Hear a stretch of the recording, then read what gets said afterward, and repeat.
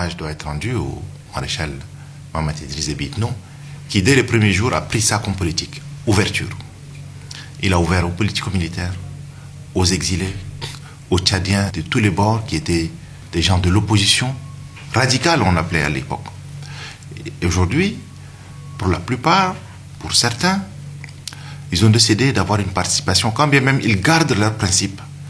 Il faut qu'ils participent à la chose publique. Et je crois que c'est le changement radical en réalité.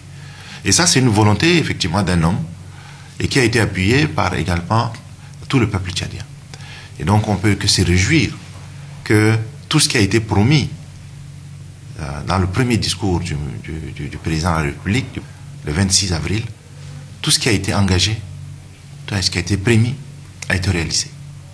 Un dialogue de tous les Tchadiens, un retour des exilés, des politico-militaires, un gouvernement d'union nationale, des institutions transitoires, des élections d'abord constitutionnelles pour mettre une nouvelle constitution au niveau référendum, mettre en place un nouveau chef d'État élu, un Sénat, une assemblée élue, un conseil provincial, un conseil communal élu. Je crois franchement pour dire que, quelles que soient les critiques que l'on peut faire, je crois qu'il faut regarder la vérité en face. Il y a un certain nombre d'actions phares qui ont été réalisées. Mais bien évidemment, tout ne peut pas être rose, tout ne peut pas être réussi. Ça, c'est évident. Il y a des actions fondamentales sur lesquelles nous devons changer la donne, y compris dans le cadre du développement, là où on est attendu. Et c'est aujourd'hui la phase de l'action majeure pour le développement du Tchad. Et ça aussi, ça a besoin d'une nouvelle dynamique. Et donc, le secrétaire général du MPS, et je crois en premier lieu le chef de l'État, a un engagement pour pouvoir tenir ces 100 engagements et 12 actions qu'il a promis. Et on a bon espoir que sur les quelques années qui viennent, qu'il y aura la même cohésion, la paix, la sécurité, pour pouvoir mettre et décliner toutes ces actions liées au programme politique du chef de l'État. Nous avons vu que les vieux ennemis d'hier étaient capables de s'asseoir autour de la table et de pouvoir ranger ce qui pouvait être un sujet d'égoïsme, mais de mettre sur la table ce qui était plus important pour le Tchad. Et la dynamique qui a été conduite par le chef de l'État, parce que lui-même se voulait forcément quelqu'un d'ouvert, quelqu'un de capable de pouvoir discuter, parce que vous voyez, au lendemain de cet événement d'avril, être capable de pardonner ceux qui pouvaient être, du point de vue humain, les acteurs, n'est-ce pas, du basculement politique, mais aussi les acteurs de l'assassinat politique du maréchal. Comment faire la paix des braves avec les gens qui ont été peut-être des facteurs de la déstabilisation politique? C'est déjà un point de départ du dialogue et de l'inclusion. La deuxième chose qui a marqué cette transition, qui pour moi m'a rapproché beaucoup plus aussi du chef de l'État, c'est le fait de considérer que sans Dieu, on ne bâtit rien. Je crois que toutes les fois où le maréchal a pris la parole, il a toujours appuyé ses interventions sur le fait qu'on doit bâtir avec le Tout-Puissant, on doit faire, et je pense qu'il a été aussi capable de pouvoir témoigner sa foi de manière publique, et je crois que ce témoignage-là, de donner de la place à Dieu dans la transition, a permis à notre pays de faire des avancées notables. Et je crois que le deuxième élément du succès de la transition a été aussi cette confiance renouvelée et ce témoignage que seul Dieu détient, n'est-ce pas, une fois de plus, le Tchad entre ses mains.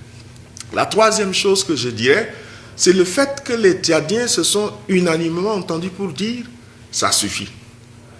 Et que notre ennemi commun, c'est le moi, c'est le je, c'est l'orgueil personnel.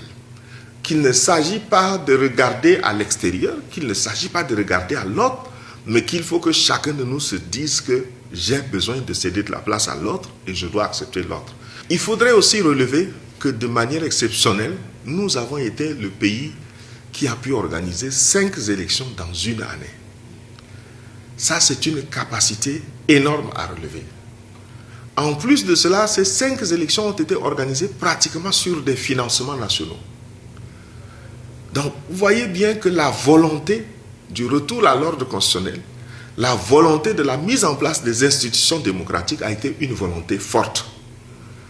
Et je veux simplement dire que c'est une transition exceptionnelle qui doit son succès au dialogue, à l'inclusivité, à la foi en Dieu, mais aussi au fait que tous nous savons que notre ennemi commun, c'est le moi, c'est le je.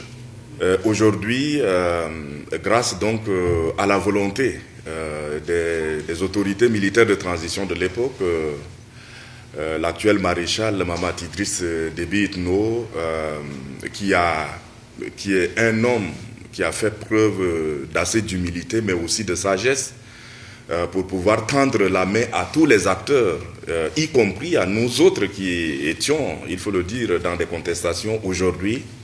Le pays a retrouvé donc ce qu'on appelle l'ordre constitutionnel. Je tiens par là à féliciter tous les acteurs de la transition, mais en l'occurrence le maréchal Mahamat Idriss Déby Itno, d'avoir dirigé le pays avec une certaine humilité, mais aussi une certaine fermeté et beaucoup de sagesse, malgré son jeune âge. Si ce programme-là de 12 chantiers, de 100 actions, ce programme est véritablement mis en œuvre, moi je pense que tous les Tchadiens vont y trouver leur compte dedans, parce qu'il y a tout dans ce programme. Il faut simplement continuer à implorer Dieu, faire en sorte que le pays soit toujours en paix, que le pays soit toujours stable, donc pour permettre donc au président de la République de mettre en œuvre pour son mandat les 4 ans et quelques 2 mois qui restent au profit donc du peuple tchadien.